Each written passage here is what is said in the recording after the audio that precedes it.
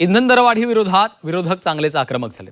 नागपुरात अनिल देशमुखांच्या नेतृत्वात राष्ट्रवादी शरद पवार पक्षानं आंदोलन केलं, तर दुसरीकडे पुण्यामध्ये काँग्रेसनं इंधन दरवाढी विरोधात अनोखं आंदोलन केलं आहे। पुणे जिल्हाधिकारी कार्यालयाच्या समोर घोडा, गाढव आणि बैल घेऊन काँग्रेसच्या कार्यकर्त्यांनी सरकारच्या धोरणांचा निषेध केला। पेट्रोल डिझेलच्या दरवाढीमुळे सर्वसामान्य नागरिक त्रस्त आहेत असा आरोप करत सरकारच्या विरोधात जोरदार घोषणाबाजी करण्यात आली।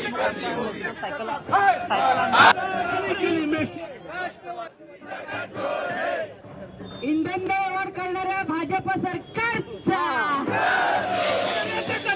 इथून पुढच्या काळामध्ये तुम्ही पेट्रोल डिझेल नका रेट तर वाढले पण ते मिळणार पण आहेत, तर इथून पुढच्या काळात तुम्हाला टांगा असेल, बैलगाडी असेल, त्याच्याशिवाय पर्याय राहिलेला नाही। गाढव सुद्धा आणलेलं आहे तुम्ही या ठिकाणी आम्ही गाढवं पण आणलेत।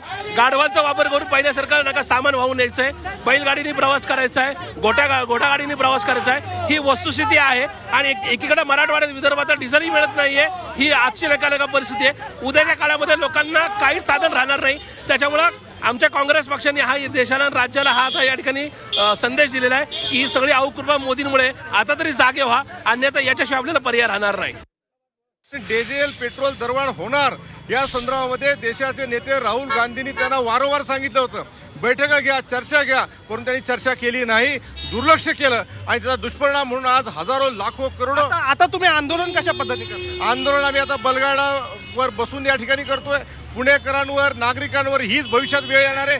पेट्रोल डिझेल आज वेगवेगळ्या जिल्ह्यांमध्ये कमी पडले, शेतकऱ्यांना डिझेल नाही। इथून पुढच्या काळामध्ये आम्हाला प्रवास आता बलगाडीवरच करायला लागणार आहे। आधुनिक भारत बनवण्याच्या नादामध्ये आज पूर्वीचा भारत जो आहे त्या बैलगाडीवर नेण्याचं काम या मोदी सरकारने केलंय